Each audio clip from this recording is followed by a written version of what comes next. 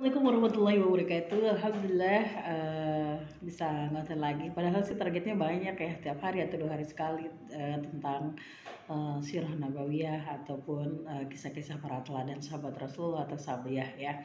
Namun ya karena keterbatasan dan lain-lain, jadi akhirnya ya insya Allah, tapi sih saya sih pengen aja gitu ya. Nah, kali ini kita akan mengajak Anda bernostalgia ke penjaga masjid. Wow. Biasanya kan penjaga masjid atau marbat itu laki-laki ya. Kalau ini perempuan. Masa sih? Iya, udah gitu beliau ini sudah sepuh dan lemah, tetapi beliau ini sangat semangat sekali. Wanita berkulit hitam dipanggil dengan nama Ummu Mahjan. Telah disebutkan dalam As-Sahih tanpa menyebutkan nama aslinya bahwa beliau tinggal di Madinah.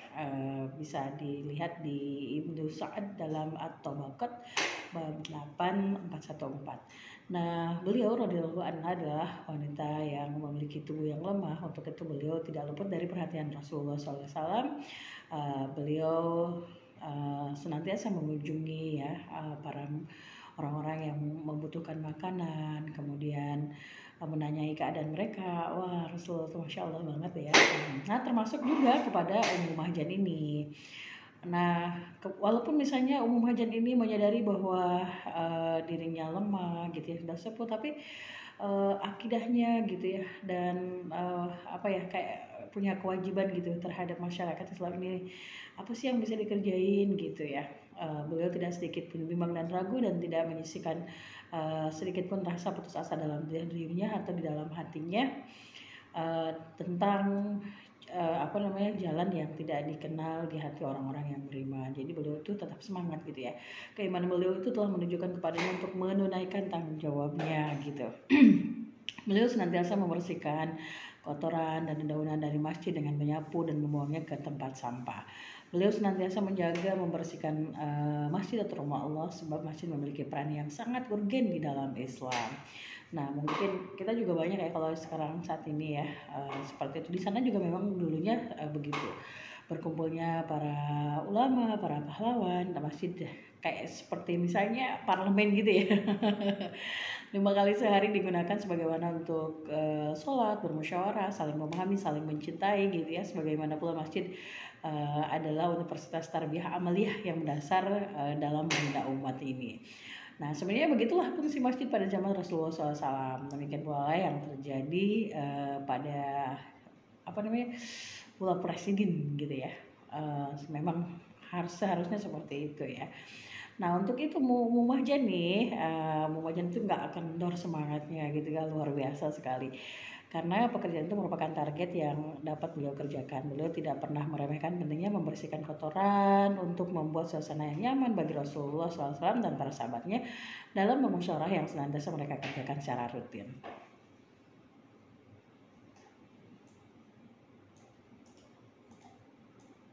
Iya, ada iklan dulu sebentar ya. Nah, lanjut lagi nih pendengar, pendengar pula ya, sahabat ya.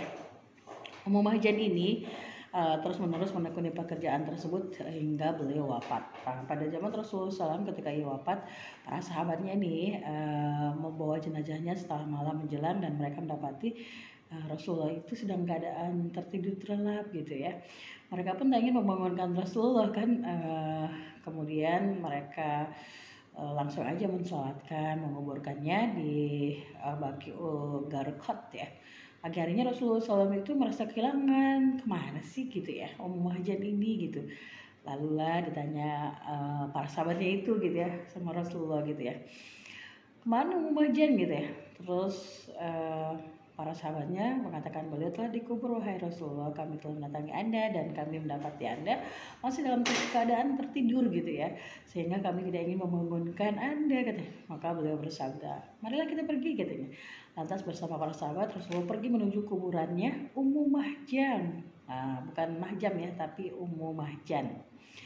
Nah, maka Rasulullah SAW berdiri, sementara para sahabat berdiri bersab-sab di belakang beliau. Lantas Rasulullah SAW mensalatkannya dan bertakbir 4 kali. Bisa dilihat di Al-Isyabah dalam Tamizis Sahabah bab 8187 ya.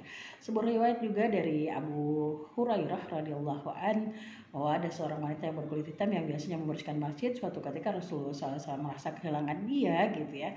Lantas beliau bertanya tentangnya, mereka telah berkata, dia telah wafat. Rasulullah SAW pun bersabda, mengapa kalian tidak memberitahukan hal itu kepadaku, katanya. Abu Hurairah berkata, seolah-olah mereka menganggap kematian Ummu Mahjan itu adalah hal yang sepele. Rasulullah SAW bersabda, tunjukkan kepadaku di mana kuburnya. Maka mereka menunjukkannya kepada Rasulullah SAW, kemudian beliau mensalatkannya. Nah, tahu nggak setelah mensalatkannya, Rasulullah bersabda, sesungguhnya kuburan ini terisi dengan kegelapan atas penghuninya, dan Allah meneranginya bagi mereka karena aku telah mensalatkannya. Masya Allah, luar biasa ya. Istimewa sekali Ummu Mahjan sampai disalatkan oleh Rasulullah dan para sahabatnya. Bisa dilihat di Al-Isabah masih bab 8 187, Al-Mutawa bab 1 227, An-Nasai bab 1 nomor 9. Hadis tersebut mursal, akan tetapi maknanya sesuai dengan hadis yang setelahnya yang bersambung dengan riwayat Al-Bukhari dan Muslim. Semoga Allah merahmati Ummu Mahjan radhiyallahu anha yang sekalipun beliau seorang yang tidak berpunya, kemudian lemah gitu, sepuh, akan tetapi beliau turut berperan sesuai dengan kemampuannya. Beliau adalah pelajaran bagi kita kaum muslimin dalam perputaran sejarah bahwa tidak boleh menganggap sepele suatu amal sekecil apapun. Oleh karena itu ia mendapat perhatian dari Rasulullah hingga ia wafat, sehingga beliau juga kayak Rasulullah tuh kayak kenapa sih aku nggak dibangunin, mungkin gitu ya kalau kalau bahasa kitanya mungkin kenapa sih aku nggak dibangunin gitu ya. Ya karena Rasulullahnya lagi tidur, pada jadi para sahabat nggak berani ngebanguninnya gitu. Sampai akhirnya ya Rasulullah intinya mensalatkan Ummu Mahjan ini, dan kuburan itu gelap gitu ya atas penghuninya, tetapi ketika Rasulullah mensalatkan menjadi terang gitu. Masya Allah, luar biasa sekali. Kita juga harus harus semangat gitu ya. Amal sekecil apapun kita nggak boleh menyepelekannya. Kita juga bersyukur ada pembersih jalan gitu ya, ada pengangkut sampah. Itu juga merupakan sebuah amal yang luar biasa. Dan pekerjaan-pekerjaan lainnya, apapun pekerjaan kita, mari kita syukuri, melaksanakannya dengan sebaik-baiknya, dan tetap menghargai pekerjaan orang lain.